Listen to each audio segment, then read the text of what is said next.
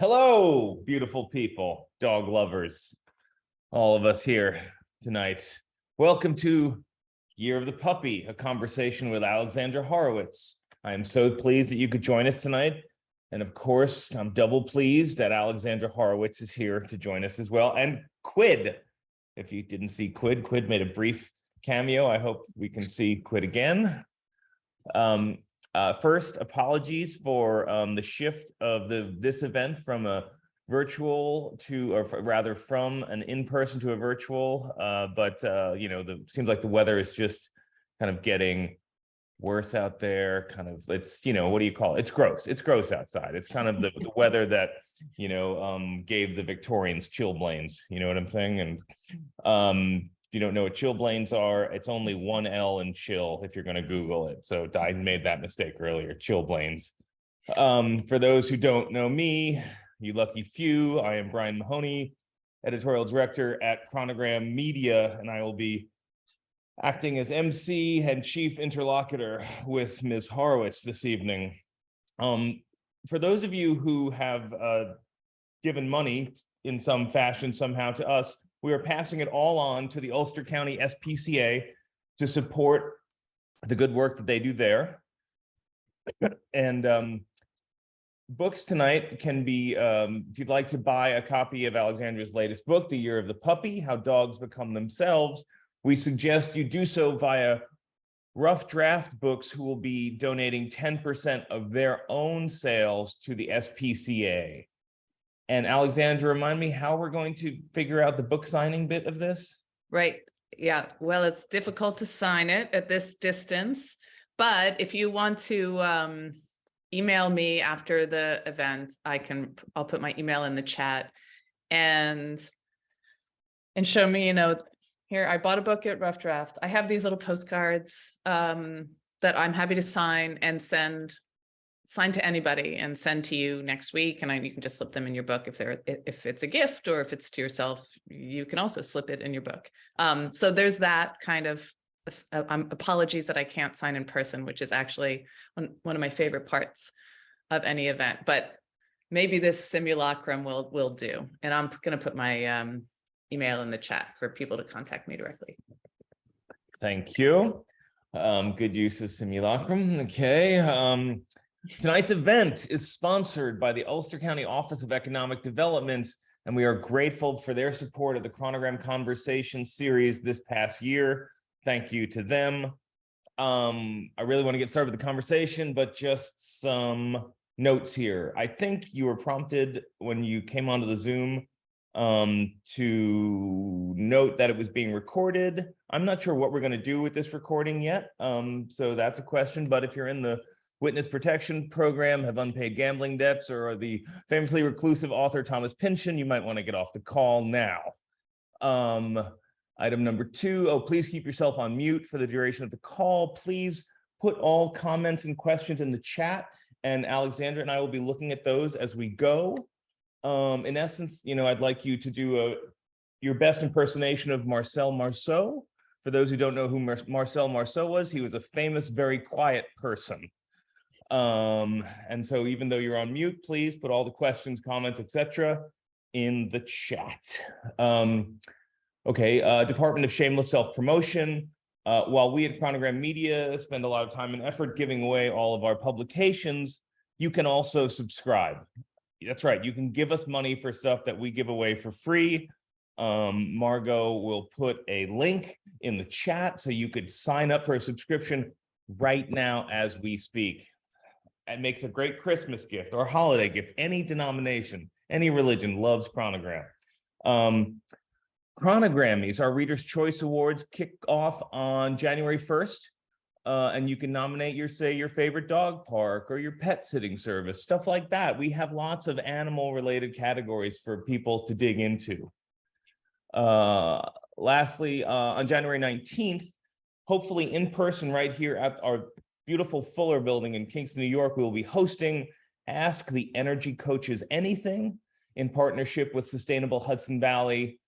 And you can find out more about that via the link. There it is. Look at that. Amazing. Okay. Alexandra Horowitz is a professor at Barnard College, Columbia University, where she teaches seminars in canine cognition, creative nonfiction writing, and audio storytelling. As senior research fellow, she heads the Dog Cognition Lab at Barnard. Alexandra is keen on the mind of the dog and has long been interested in understanding the Umwelt of another animal, and her research and writing is aimed to answer the question of what it's like to be a dog. Her books include Inside of a Dog, What Dogs See, Smell, and Know, Being a Dog, Following the Dog into a World of Smell, and Our Dogs Ourselves, which is my favorite of the book titles. Her latest book is The Year of the Puppy, How Dogs Become Themselves. A few of us meet our dogs the day they're born. The dog who will eventually become an integral part of our family, our constant companion and best friend, is born without us into a family of their own. A puppy's critical early development into the dog we come to know is usually missed entirely. Alexandra aimed to change that with the adoption of her family's new pup, Quiddity, aka Quid. In her new scientific memoir, she charts Quid's early development from birth to first birthday. Alexandra, thank you for being here tonight. Complete pleasure, Brian. Thanks for having me. Of course. So first off, how does one come to found and direct a Dog Cognition Lab? Take me back like all the way to the beginning. I want to, how did that happen? It's a long and sordid story, but I'll make it brief. There was no such thing really as dog cognition research when I started studying dogs. I was a cognitive science grad student when I turned my gaze to dogs, and it was considered somewhat unusual to research dogs as cognitively interesting. We'd research non-human primates or cetaceans, big-brained animals, but not dogs. Presumably, we knew everything about the minds of dogs because there they were in our beds and on our couches, right? Hopefully, we knew something about them. But this started to change when people did start using those research methods that we were, questions we were asking of chimpanzees to chimps, and found that actually to dogs, and found that dogs actually were pretty skilled at some of these same tasks. So I got my degree in cognitive science studying dogs in play behavior. Actually, sounds tough. It was terribly tough. And then I got to Barnard, and I was teaching at Barnard and doing some research just on dogs. I turned to being just interested in dogs for themselves, as opposed to as a kind of model of how we'd know about non-human animal minds. And there were students who wanted to work with me at Barnard. And so I thought, all right, this is a pretty low budget type of lab, because all our subjects are volunteers from the community who come in and just participate in a little study with us and then go home with their people. We're not keeping dogs. There's not a lot of overhead. And so in 2008, some students sort of conspired with me to create a lab, and it's been running every year. We're doing several studies this year that some of them are just for people in the vicinity because you have to come into the lab, but others are sort of citizen science studies where you take videotapes of your dog doing a certain behavior and then send it to us to analyze. Are there other labs like this around? Now there are a bunch of labs. At the time that I started researching, I think there was only one lab that I knew of, and it was in Budapest. And it was sort of a comparative cognition lab where they were studying other animals, but also dogs, which was pretty unusual. But now there is a lab at Yale. There's one at Duke. There's one at Brown that just opened. There's one at Arizona, and there's one at Florida. So it's become a really popular research subject for all the reasons that it should be, right? The dogs are ubiquitous. They're around us. They're easy subjects, and they're fascinating. There's actually a lot more to them than we think of at first glance. And so when you were coming up as a researcher in the sciences, I'm maybe hearing something that you didn't mean to imply here, but it sounds like when you first started out, like dogs was kind of something that people didn't think about or looked down on, perhaps, like this wasn't worthy of study. I think that's true. I do mean to imply that, I think I mean, dogs had been researched in the behavioral sciences, right? Everybody learned about Pavlov studying dogs, but he wasn't interested in the dogs. He was interested in dogs as a model of studying learning in this case. Actually, he was studying salivary processes and digestion, and he just happened upon this discovery of learning. But we were interested in, this is sort of the field of comparative cognition, in other animals who might reflect on our own minds, basically. How our minds evolved or what makes human cognition unique. And so nobody really was interested in looking at dogs, maybe because we didn't think they would have anything surprising. They weren't likely to kind of rival us in cognition. But since like the year 2000 or so, which is when I started studying dogs, that's really changed. And also research interest has moved a little bit from just being interested in dogs as a model of human cognition and how it might evolve to just the interest in dogs qua dogs, just finding out about the mind of another species. Do you think when you're studying dogs, do you always have the kind of like the comparative to the human cognition model in mind? No, I mean, my original research was about that. I was looking for this idea of theory of mind in dogs, which is something all humans develop in the first couple of years of their life. And if you don't know theory of mind, it's sort of a fancy way of saying, realizing that other people have minds and knowledge and beliefs and desires that are different from your own. Kids aren't born with this, but about age 3, we develop it, and it's pretty important in social understanding. It's really tricky to see if any non-human has that kind of thinking about other minds, basically. And so I was looking at dogs as a way into answering that question about a nonverbal animal. But, and so some of my studies are that kind of comparative question, like we have this cognitive ability, what about dogs? But a lot of them are just like, what do dogs, how do they discriminate scents? Like, what do they think of? Can they tell differences in quantity of scent? Like, do they have a sense of the size of their own body? Just like basic research questions that gives me more insight into what it's like to be them, what their experience is like. I can answer one of those questions for you. I have a 90-pound Mastiff, and he has no idea how big he is. He has no clue at all how big he is. So yes, if you want me to join the team, I can. That's insightful. No, I think there are a lot of big dogs who act like they're small, and small dogs who sort of act personality-wise like they're big. But we put them through a very funny little task where we had a doorway, and we kept shortening the top of the doorway to see how they would adjust themselves in trying to go through the doorway. And pretty much all dogs adjust themselves at about the same time relative to their size, when they have to like bend their elbows and duck their heads and bend their back legs and rump.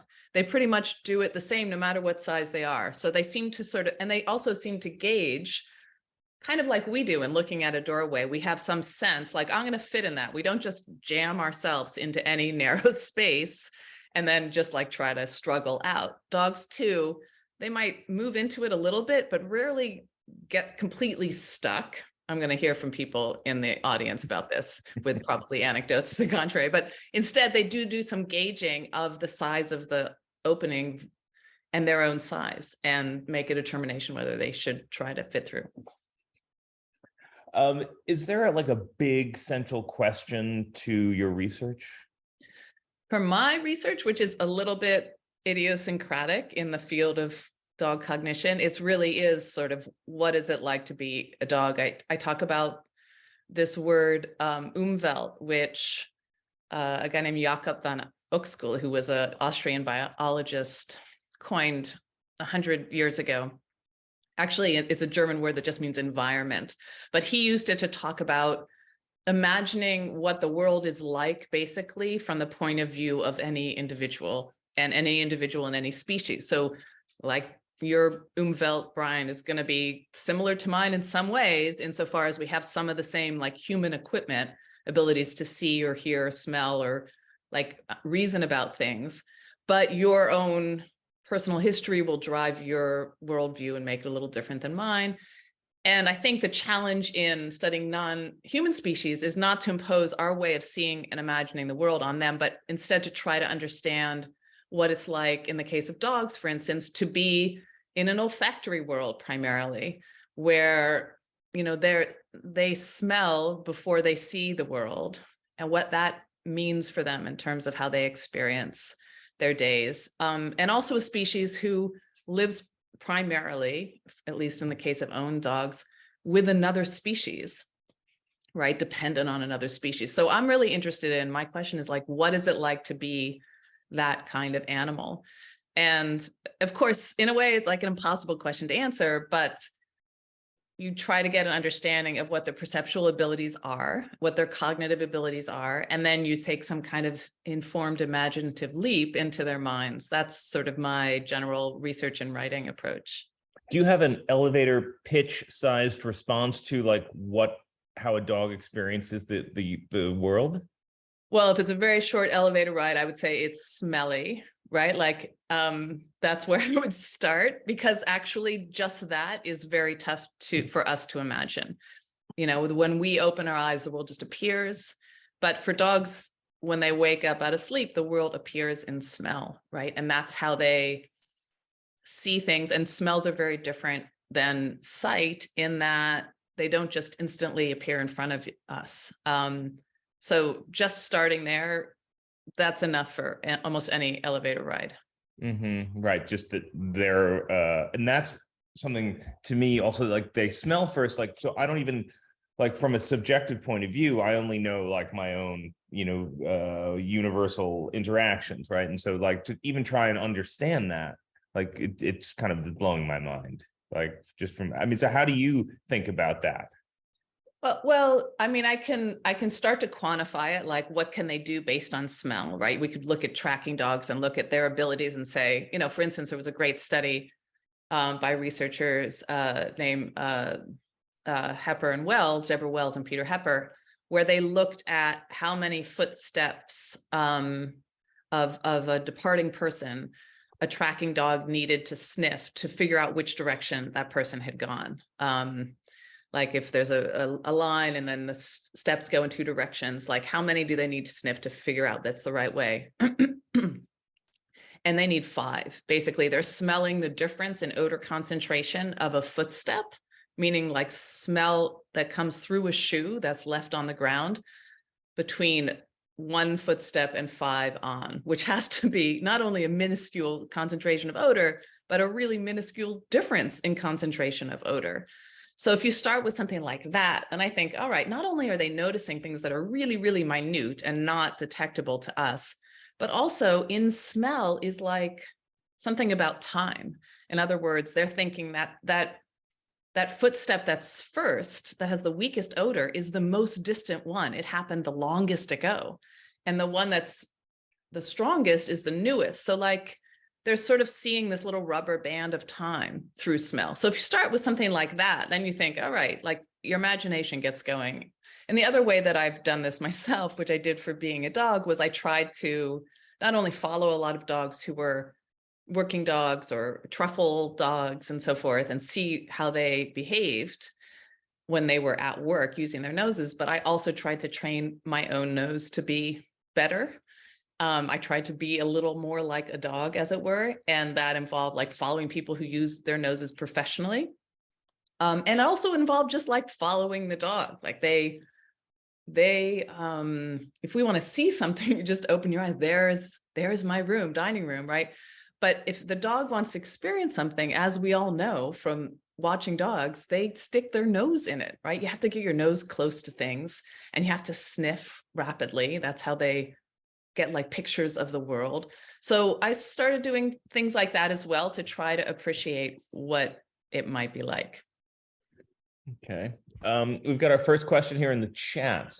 Do you think cognitive level has anything to do with the human they live with? Like a dog's cognitive abilities. Well, I think so, yeah.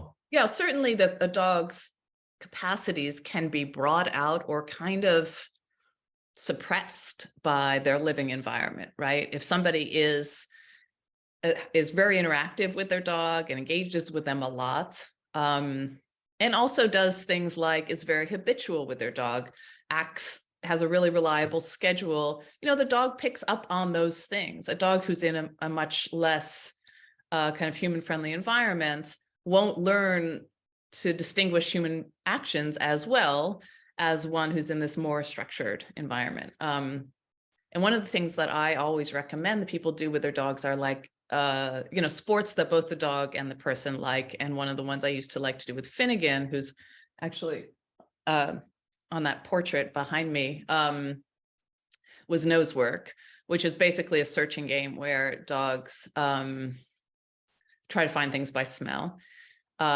These are scents that aren't like edible scents, but scents that have been hidden, for which they're rewarded. And they sort of do it independently of the person, but the person is there. And what I see in contexts like that is that a lot of dogs don't really know how to smell the world. Like they stop smelling the world as much because they've lived with people who don't want them to smell the world. Like there are a lot of people who say, gee, you're sniffing something on the ground. I don't see it. I don't like it. Just stop sniffing. You're sniffing that dog really closely. I don't like that. Like, stop sniffing that. And a dog, pretty cooperative species, will more or less stop. And so they stop like affirmatively going and sniffing the world. So they're getting like a reduced perceptual image than they would if they were with somebody who's like always allowing them to just sort of do their doggy sniffy thing. Right. Well, it does feel like, certainly my own experience of like having dogs and other people, dogs were constantly saying like, no, no, no, no, no, right? Don't do that, right? And so that seems to be this constant feedback loop that the dogs are getting. Right. Dogs are not really invited to explore for the most part. Like there's a thing about living with dogs in this culture today where we want them to be, we want them to just fit often. People want them to just fit very cooperatively and conveniently into the life we've already set up, right? And sort of be available for walking when we want to walk and be quiet other times. And that's hard for dogs. It's pretty challenging for them. And so what they learn is sort of just how to be responsive to us more than kind of exploring on their own. And that's useful in many cases because we do want them to be responsive to us, but it does mean that they're doing less kind of expanding their universe and more just focusing on us and what's going to make us happy or what we might scold them about. All right, let's talk about You're the Puppy. Love this book. Thank you. Yeah. How did the idea come about? Well, as you said, I've written a number of books on dogs, but I had never actually studied or lived with a very young, very, very young dog. And I'd never known a dog from the time that they were born. So I've always had rescue dogs, and they were I got them from shelters at many months or many years into their lives. And anybody who's in that situation, I think, is with me in wondering, like, what happened to them before I knew them, right? Like, and especially you see some behavior and you're like, why is he scared of like short, bald men? I don't get it. Like, where did that had to have come from? Something in their earlier life. And we can't go back in time and find out. So I thought, all right, here's a project. We lived with two dogs at the time. They were both about 12 years old. And I was thinking, well, it might be nice to introduce a new dog to the family as a way, these dogs can kind of school this younger dog in being a part of our family and like how this little family unit works. But also I could observe, like with my scientist hat on, this dog week by week from the time they were born and really start to understand, right? This behavior that I see later on was from this thing that happened early in their life. So I started trying to find litters to follow from birth. And basically, since I didn't want to buy a dog from a breeder, I was looking for a shelter or foster organization that had found a pregnant dog and a foster who was willing to take in a pregnant dog and then raise their pups until they're ready to be adopted, which is pretty rare, frankly. And also then they had to be willing to have me come over every couple of days and like watch and interact with the dogs. And I did find somebody. I did watch a few litters, but this one that I found was right before everything shut down in March 2020. I started following the litter. The litter was born on January 26th. And I hadn't thought, I have to adopt a puppy from this litter. But then it turned out that I thought, well, this is probably the last litter I'm going to get to observe for a while, for who knows how long. So maybe it's going to be from this litter. So it was this like convergence of a personal interest, right, from living with dogs, but also like a scientific curiosity about what early dog development is like and what the research tells us about these weeks in their life where they're developing enormously rapidly and changing from week to week. Yeah, that was something in the book that was really fascinating to me, like the rapid rate with which, because in the structure in the early chapters is 1 week at a time, and so you're kind of denoting like these very large kind of changes that are happening, over time. Right. In the first 9 weeks, which is the number of weeks before we adopted a puppy from this litter, they go from being basically completely helpless little sludges. They're born blind, deaf, basically unable to move, barely able to lift their giant heads, but basically able to suck on a nipple. And that's pretty much it. They can't excrete voluntarily. They can't maintain their own body temperature, to being 9 weeks in, like looking fully dog, still looking very young and juvenile, but like running and jumping, socially interacting, knowing about humans, having all their senses online, right? They've become a completely different creature. And so every week there are really profound shifts cognitively and perceptually, and in terms of their physical development. And then it slows down somewhat after that. Right. And, it's fascinating to watch you track that in the book. But the other thing that was fascinating to me was also, so you were watching this litter knowing you were going to adopt one of these, was it a dozen puppies? There were 11 puppies. Yeah. Right. And so what was that like? Because you're a scientist, but you're also like, I'm going to have to live with one of these critters. Well, I completely adored visiting them, right? But then it's like visiting a friend with a baby. You get to walk away. You walk out of there and you leave the baby behind. And so I appreciated that was the case. I didn't know for several weeks, till about 5 weeks in, or I didn't suspect that we were actually going to adopt one from this litter. But once I realized that, I had, kind of a struggle, because I thought, like, I'm a professional observer of dog behavior. I should be able to find the dog that matches us perfectly, right? The perfect dog.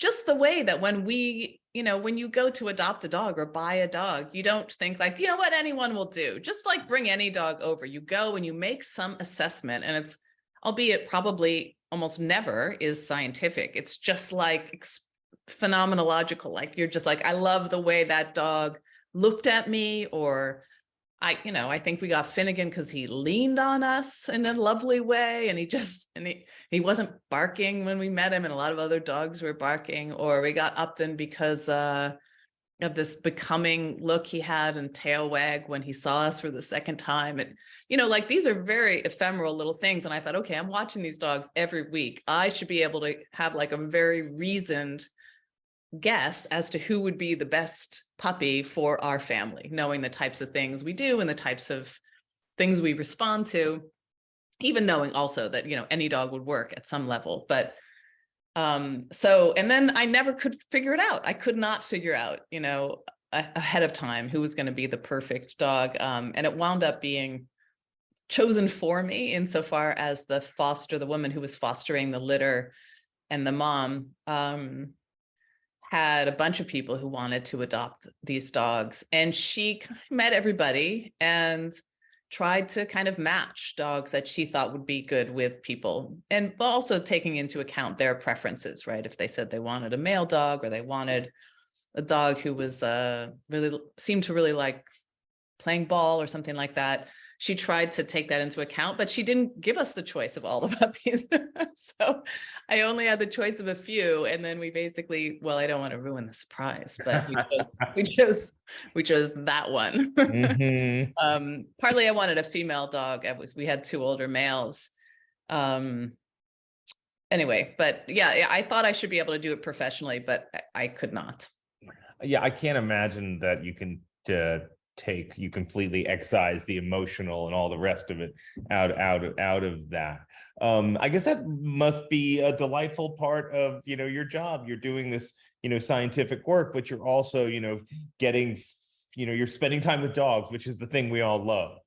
Yeah, it is kind of wonderful. The one disappointment for the researchers who work in my lab, though, is that when we're doing a study, so let's say we have dogs come in and we've set up an array of canisters and we're just interested in how long they sniff each canister or something like that. And we present them a bunch of different things like that. When we're doing the study, we can't actually interact with them like human beings. We have to, like any experimenter in the room would be way too interesting to the dog for them to be interested in our task, right? So we have to act, somewhere between, I used to say like somewhere between like trees and just sort of like assholes. Like we just didn't, we were totally uninterested in the dogs, because otherwise they just turn to the people. Like there's something on the floor, sure, they'll look at it, but then they're just interested in interacting with the people for the most part. So it's not until the end of the study when we can really say hello to the dogs. But we do get that great, like certainly oxytocin boost of just like the watching dogs all the time. And a lot of my research still isn't in the lab. It's just going out into the world. Like right now we're doing a study where we're videotaping shaking off behavior. Not like when a dog is like what they do when they're wet and they're trying to dry themselves, but in social contexts to try to see actually, what that behavior is about. We have hypotheses, but nobody has really studied it. So we just go out in the world, put our video cameras out on a bunch of dogs and get to watch dogs for an hour. And that's just hugely pleasurable, I have to say, even though we're going to go back and then watch the videotape frame by frame and spend many hours coding it. It is a real boost to any day. You mentioned the oxytocin hit. Is that what's happening there? Can you explain that a little bit? There has been research that has shown that, especially when women are interacting with dogs and they pet dogs or meet the gaze of their dogs, we have a little bit of an oxytocin boost just from that interaction. And there's also been research that shows that dogs have it as well with the same type of interaction. It also happens with men, but just more robustly with women for whatever reason. And this oxytocin, oxytocin is like, used to be called the love hormone. And people have made a lot of statements, some of which are definitely not supportable about what it means to have it. But certainly it is implicated in things like affectionate relationships. It's part of bonding of parent and child. So the dog has somehow like hitchhiked onto this neurological feedback loop that we have in these other pair bonding types of situations so that we get that same feeling from them. I have more questions about the book that I'm going to ask, but I invite anyone else who has a question to please drop it in the chat. We have something here. I'm just going to read it. When I had a big rash on my scalp, my dog, as soon as possible, went to lick it. When I had a knee fracture, which I had no idea that it was a fracture, my dog licked exactly where the fracture was. Smelling and compassionate, and also seemingly kind of medically intuitive. This is a great example. There have been lots of cases, and almost certainly everybody here knows that there are dogs who are, diabetes alert dogs now, and there's a lot of research into cancer detection. And there were 2 big papers in the Lancet, the letters in the Lancet, a British medical journal, a couple decades ago, which like jump-started this whole field of looking at dogs' sort of detection of disease.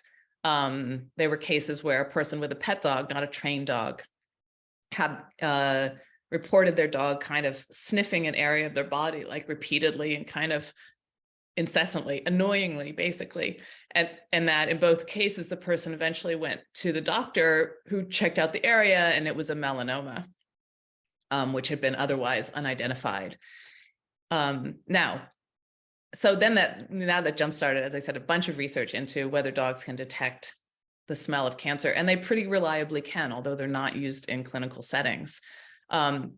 But you do hear tons of anecdotes like this one, right? And I have similar ones as well, that dogs are noticing something that is different on you. And I think they're not understanding necessarily that it's a fracture or that a rash, whatever a rash means, right? It could mean lots of different things. They're not onto that, but they're very, very good at noticing difference. And what we forget is that we have a smell, like all of us smell, even the cleanest of us smell. We're sloughing skin cells all the time. There are parts of our body that we know every dog wants to sniff regularly. And if there's something different, they learn our reliable smell. And if there's something different about our smell, they are on it. So if your dog is spending a lot of time all of a sudden sniffing a part of your body, I would absolutely suspect that they are smelling something that is different or that's gone wrong there. Because they just naturally see the world that way. Right. See with their smell. Yeah. Right. Something in the book that I was really intrigued by, and also was a relief to read as someone who has adopted young puppies, was that, after about 2 months, like the mother wants to be rid of these critters. So in the past I thought, oh my goodness, I'm ripping this poor puppy from its mom, but it turns out the mom is ready to let the puppy go at that point. Yeah, that is a great point. A lot of people have asked me about this because people feel guilt that they're separating their new family member from their original family. And while I think in many cases it would be quite agreeable to the dogs if they went home with their mother or with siblings, everything that the mother is doing in the first 2 months is keeping these puppies alive, committing her entire life to keeping them alive, and then gradually kicking them out of the house. So by 4 or 5 weeks, even though the mother has been weaning them nonstop, helps them to excrete and cleans up after them, make sure that they're near her or near each other so that they stay warm. After about 4 or 5 weeks, she starts to wean them, like making it more difficult for them to nurse from her standing up instead of lying down, for instance. And as they become more rambunctious and bigger, they start to turn to each other as to follow and to find food, to sort of figure out what to do, and less to the mom. And she also starts to scold them more often, as adult dogs are likely to do, if they just bite too hard or just trail her too much or try to nurse when she doesn't want to nurse. And so by the end of about 8 or 9 weeks, they're really ready to leave, and she's ready for them to leave. I mean, and we should remember that domestic dogs can have litters every 6 months. So this makes a lot of sense. You couldn't just keep living with those pups evolutionarily that you raised if you're just about to have another litter of pups, right? Even though our dogs are usually spayed or neutered and they're not going to have pups every 6 months, that's how they're set up to go. And I was really interested also in whether they, nonetheless, even though they're all ready to leave, sort of are thinking about, right, their natal family. And that's an imponderable. I can't tell that they are or aren't, but there is research that shows that if you give puppies a blanket with the smell of one of their old siblings or their mother, and offer them that blanket, or a blanket with the smell of an unknown dog to lie on, they choose their siblings or their mothers, and the mothers do the same. They'll choose their pups over unrelated pups. But when they get together, often if they haven't been raised together after about age 8 weeks, they don't show a lot of recognition of each other. So I don't think they're missing them in the way that we could imagine they might be. Has Quid reunited with any of her siblings? Yes. Yes. So these siblings, she was raised in kind of Hudson Valley, further up, on your side of the river, further up from Kingston, about another hour up, and near Catskill. And then the puppies wound up scattered through New Hampshire and Connecticut, and Massachusetts, and New Jersey, and other parts of New York. A few were pretty close. So we reunited with another scruffy puppy. Some of the puppies turned out really scruffy faced, and others didn't. A few months into her life with us. And then a year later, we were able to get another 2 puppies to come together. And that was fantastic. They all looked wildly different, right? This was a mixed breed dog who, and the heritage is probably very complex, right? This is not a straightforward breeding case. And they all look quite different.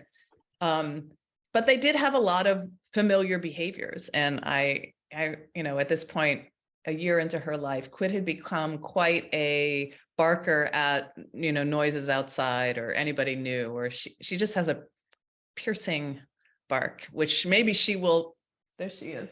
Maybe she will present to us during this evening even. And at one point we hosted, a couple of these puppies coming to our house, and I was inside listening out, and I heard her barking, and I thought, oh, I wonder what she's barking at. I went out, and it wasn't her barking. It was one of the other puppies barking. It sounded exactly the same as Quiddity's barking. So there were analogies in their behavior, but they didn't show any signs of recognition of each other, or were particularly more interested in each other than other dogs, strange dogs that we've met. Here's something from the chat, and I believe you had addressed this in your book at some point. Puppies seem to go through a phase where they are challenging your will on purpose, looking you in the eye and doing things they know are wrong to see what you will do. Is this intentional? Is it hormones like teenagers? Mm-hmm. That's exactly what it is. I'm so glad someone mentioned this, because one of the things that there has been not enough research on is that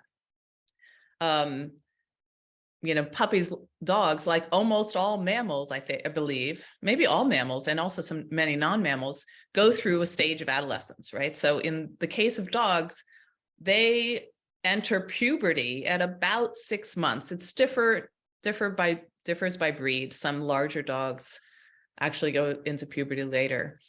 But then from about 6 months to maybe 2 years, they're basically teenagers. And this is a really key thing to recognize. I mean, we might talk about a dog acting like a teenager, but I think it's really important for people to see.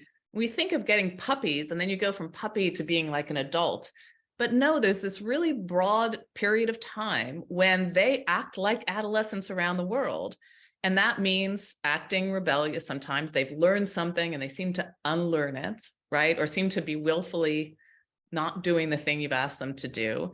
And this is actually a time when people get so frustrated, they figure, I've spent like months trying to teach this dog to come when called, and now they're just running the other direction, and they give up their dogs.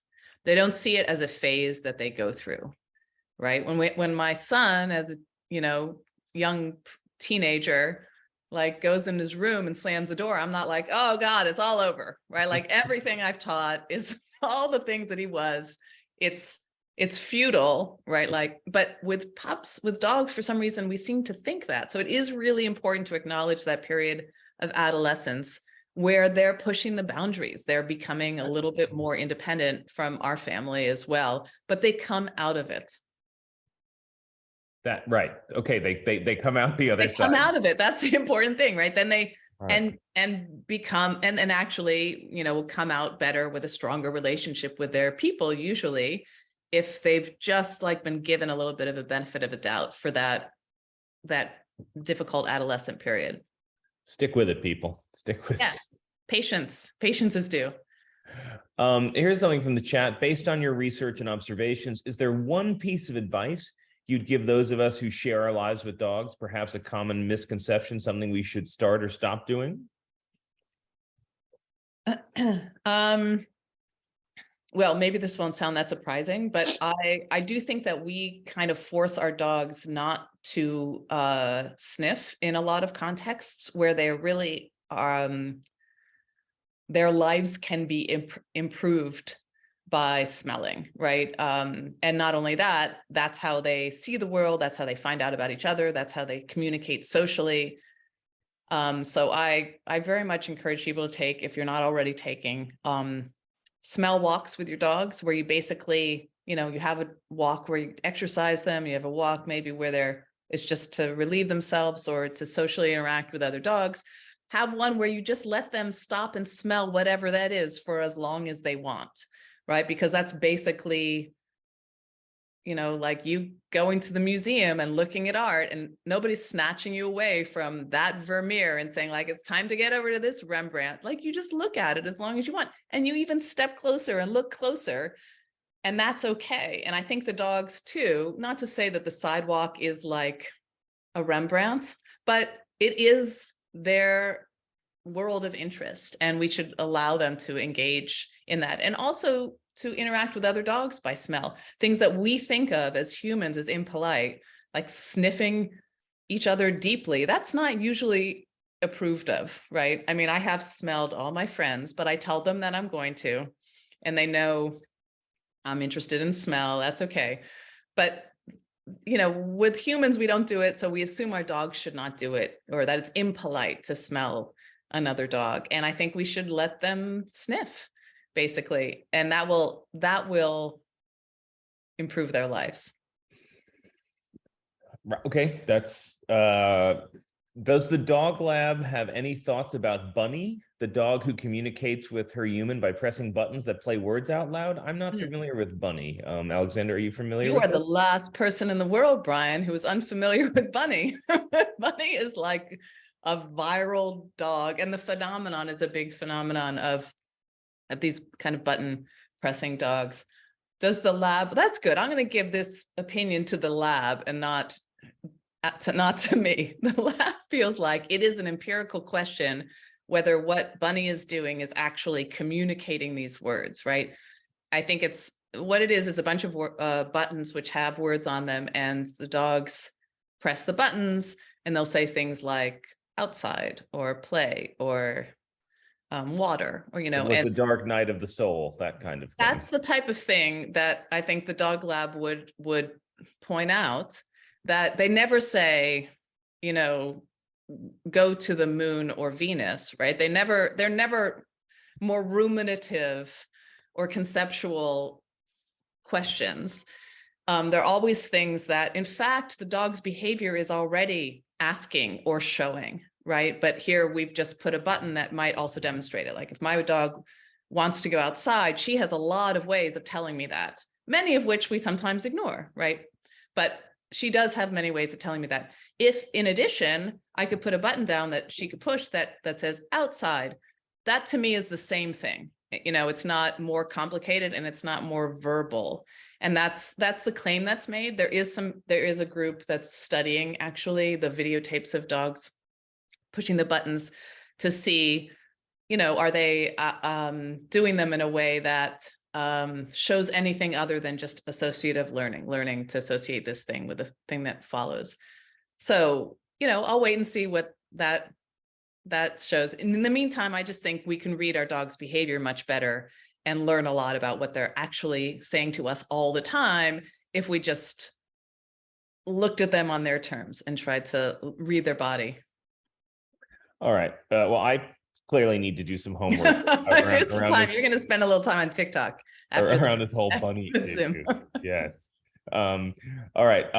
Here's a question. Were you surprised when Amy matched you up with Quiddity? What personality traits does Quid have that make her a great fit for your family? Oh, hi, Nancy. This is great. There's a little Facebook group of people who knew this litter, and Amy was the woman who fostered, kind of heroically fosters dogs and especially pregnant dogs, and then matches their litters up with people. Was I surprised? Well, I was a little bit, because Quiddity was the only Black dog of the litter, and as such attracted a lot of attention. She wasn't cuter per se, but like the dog who looks a little bit different than the others often gets a lot of attention. And she was the only Black. There was some Merle, which is the sort of spotted mixed mottled coat, and then some sort of white and tan ones. And so I had kind of assumed, oh, we wouldn't wind up adopting her because a lot of people will be interested in her and there's no reason to compete with people over, their dogs. And so I didn't think that we would get the chance to meet her.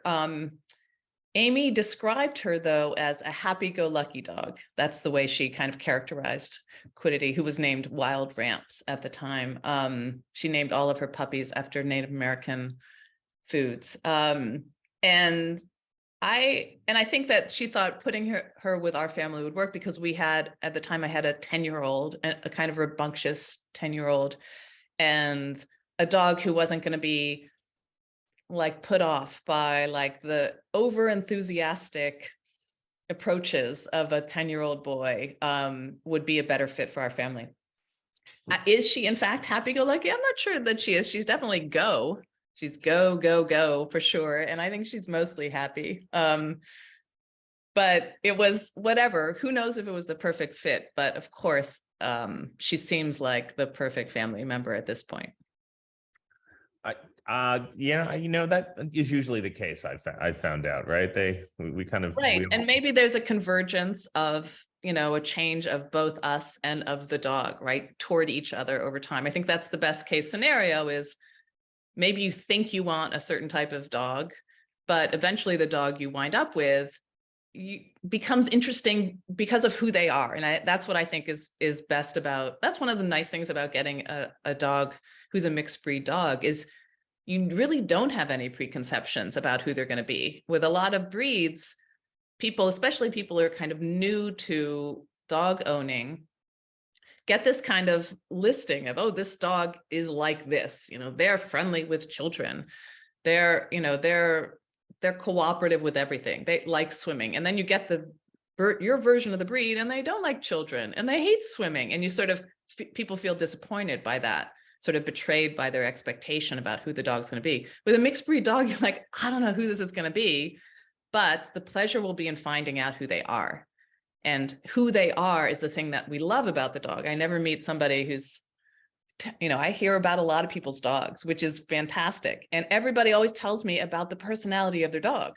They don't say like, well, she's just a German Shepherd. They don't say that.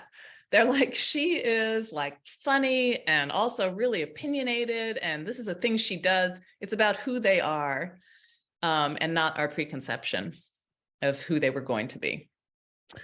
Do you have any thoughts on CBD treatments for dog? Brad is curious about the CBD he's been administering to his senior hound terrier. I'm not a veterinarian, and so I don't kind of dabble in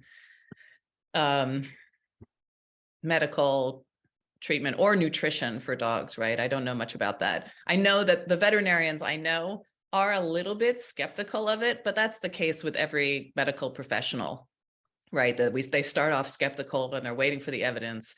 So that's where I know that they stand. I've never used it with my dogs. But I know, and it's also not regulated in most cases, and that always makes me wary, but I have no doubt that it would have some effect on the dogs. And the question is whether you want to try it with your own dog and whether it's safe. Jenny from the chat tells a delightful story about when they went to get their dog and Luca walked right over and sat in her husband's lap and did not get up until they took him home. Do they choose us? Well, there is a way I think you can look at it like that for sure, right? I mean, and the other way of saying that, though, is just saying like the thing that I wanted was a dog who would actually sit on my lap, right? Or who would be interested in me. That's the thing that I was looking for in a dog, which is sort of turning it the other way. But I mean, I think that's a nice way of thinking about it as well. Yeah.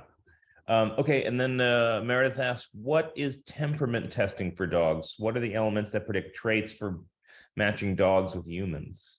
So temperament testing is something that is done, for instance, by a lot of shelters where they're trying to rehome a dog and they want to be able to give like very broad stroke descriptions of how they would react in certain situations. So for instance, some dogs are very possessive of their food or their toys. And if you try to take food from them or try to take a toy from them, they'll really react strongly to that. So a test that a shelter could do is basically that, like try to provide them with something and then try to take it from them and see how the dog reacts.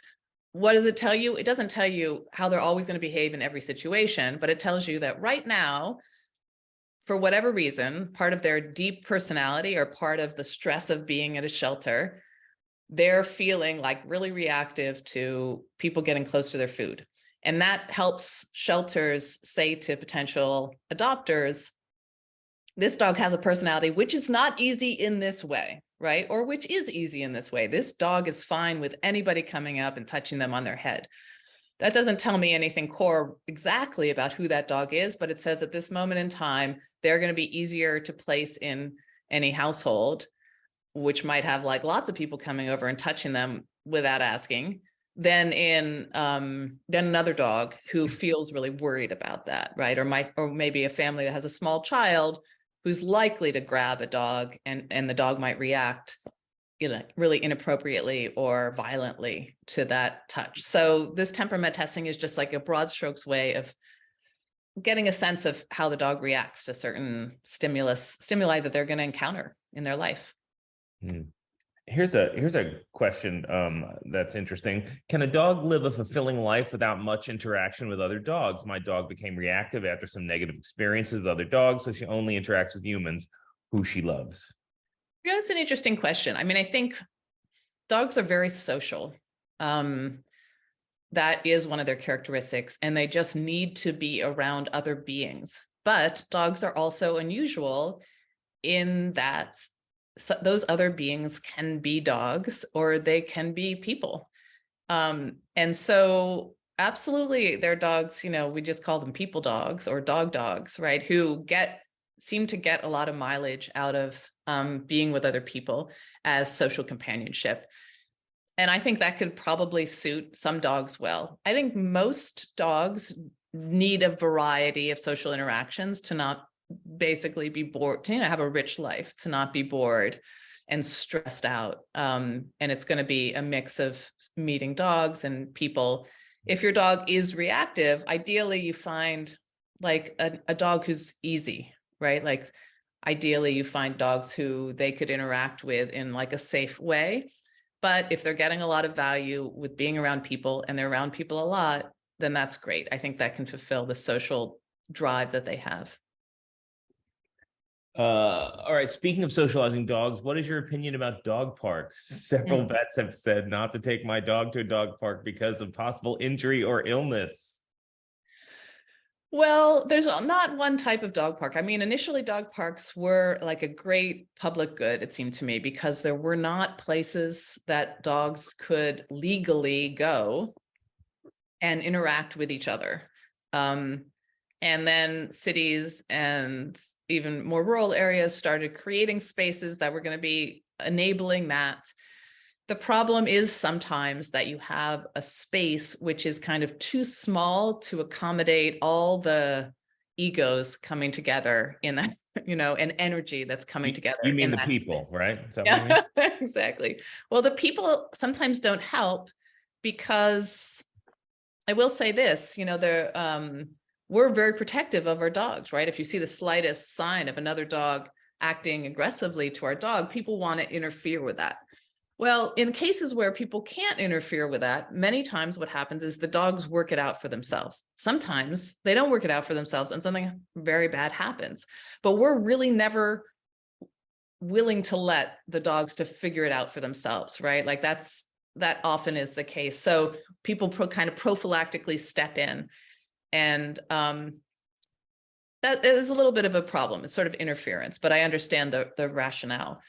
So I think the smaller a dog run you have with the more personalities, the more likelihood there is of an injury or just a bad experience, right? Dogs seem to gang up on each other and there's nowhere for a dog to hide basically in this confined space. So I'm not against them as a concept, but I do think that for some dogs and some parks, it's not going to work, or you just want to come when it's like a less busy time, or when the other dog personalities who are in the park. in those cases, it can be great because it's basically a socializing venue, but you have to have your dog has to have the right personality themselves. And you have to a little bit be cautious about the environment. It's not as easy as just like, yeah, you can throw any dog into a dog park and they'll be fine. They're with other dogs, but it's not as horrible as every dog park is dangerous and stay out of them all. Right. And so adjacent to that, how important is it for dogs to be off leash? Obviously, it's not possible in many instances, right? You have a home in the city and in the country. I imagine, upstate, right? You could let the dog out the back door and the dog can run around a bit. That doesn't happen, Right. in Manhattan. Right. But it happens in Paris. It does happen in a lot of cities, actually. And there's nothing natural about a leash.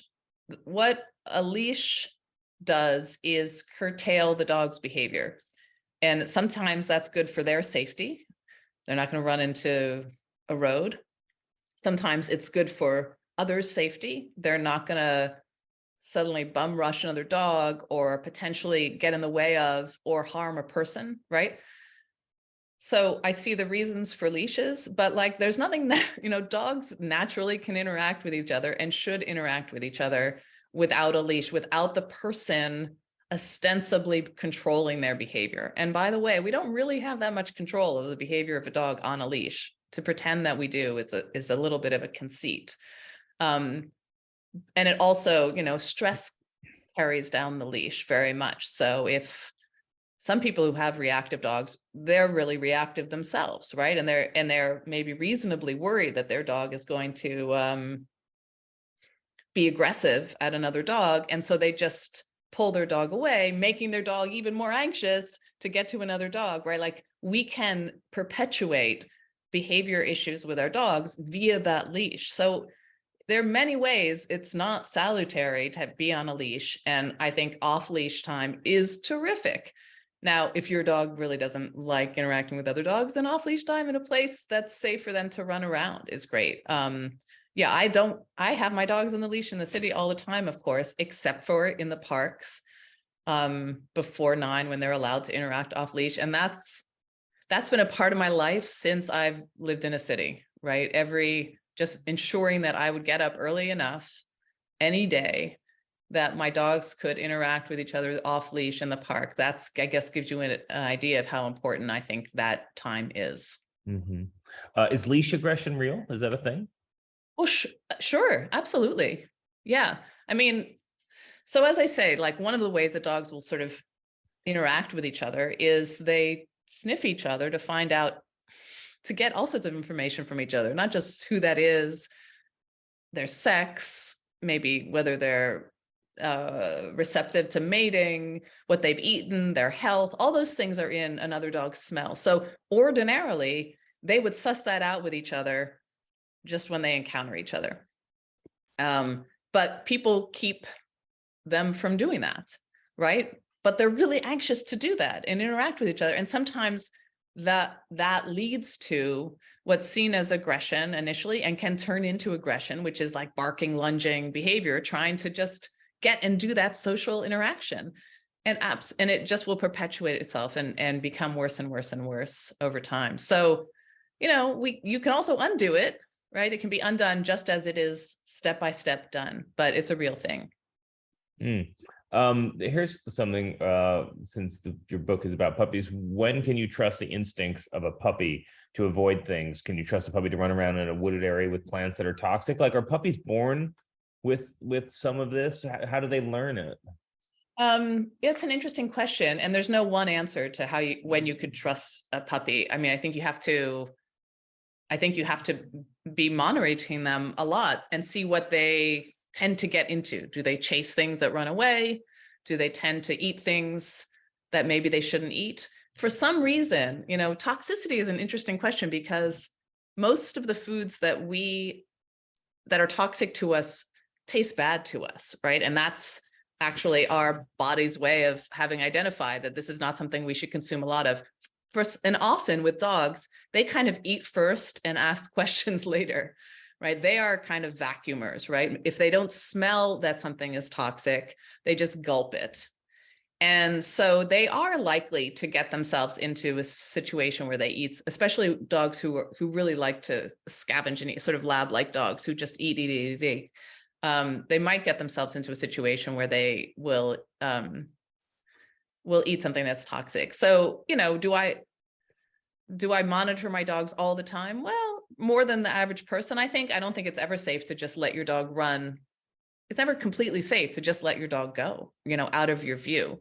But to let them run off leash in an area where you can get to them pretty quickly and you can see them at all times, I think you have to start letting your puppy do that as they age and as you get more comfortable with it, and just watch their behavior.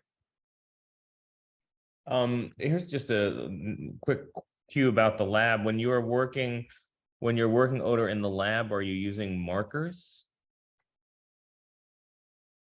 When you're working with sure odor? what that question, I'm not sure. Maybe can you clarify that question, Karen? I'm not sure what you mean by that.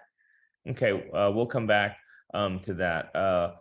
Just a couple more questions and then we'll wrap it all up here. Let's see. I bought my first pup at a pup store. She was beyond awesome, but I understand the horror of pet stores. What do you think about this? Well, there was just this is topical.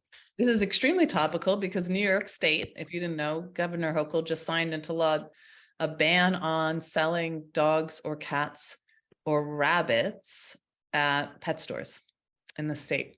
And this follows actually a couple of other states who have banned selling bred animals at stores. I'm not sure that I don't know. I'm not sufficiently up to date on it, whether there's another state that's banned the selling of these animals at all at stores. I think this is a great move because pet stores have long been the final location of puppies who were bred in puppy mills, basically large scale breeding facilities, which none of us would be excited to take a pup home from if we saw them in person, right? So this was like kind of putting a fancy veneer on that.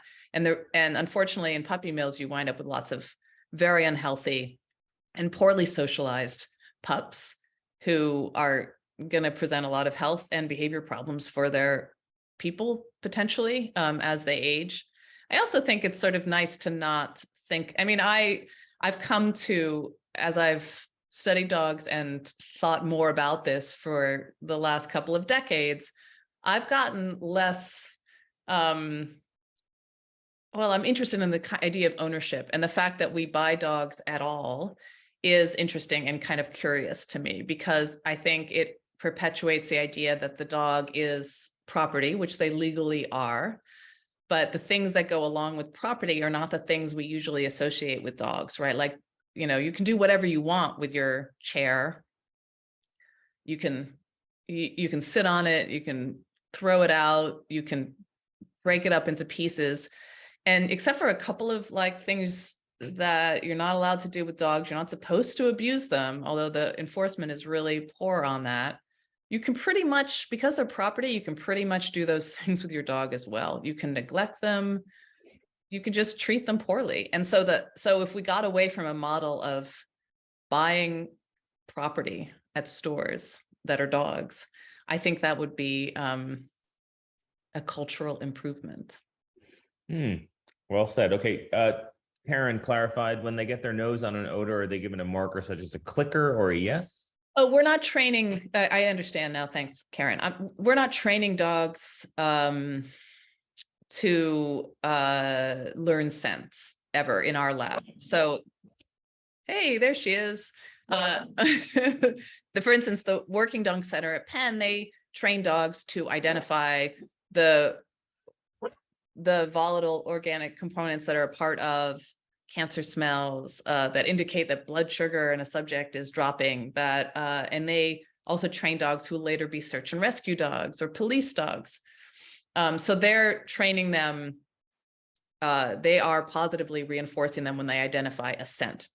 In our lab, we're doing a kind of more basic research exposure to scents. So for instance, I'm interested in questions like, can they identify the quantity of an odor, the way they can visually identify the quantity of an odor? If you put one treat on the left side and 3 treats on the right side, and you offer them either, they go to 3 treats.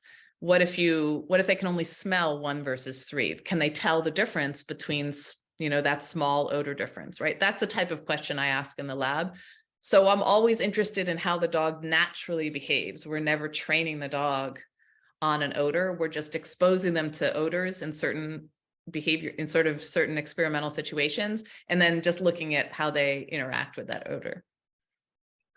Do you have another book in the hopper? Is there something you're working on developing? Yes, and it's not about dogs. What? Yeah, I know. I do have one book that isn't about dogs, already well hopped. That's called On Looking, and it was about sort of bringing new attention to an ordinary environment, which is something that dogs taught me. So I will say that. But this book is about animals more generally, and I will leave it at that. It is definitely in the works. Okay. Alexandra, thank you so much for joining us tonight. I really appreciate you being with us. I loved it, and thanks for everybody for coming. And I'm sorry it could not be in person, but I hope there will be in a future such occasion. Yes, and just a reminder, we have the link here in the chat to pick up the books. Alexandra's email address was in there too, so you can get the signed postcard. And love your dogs, read Chronogram. That's all you need to know. Go pet a dog. Thanks, Okay. everyone. Bye, everybody.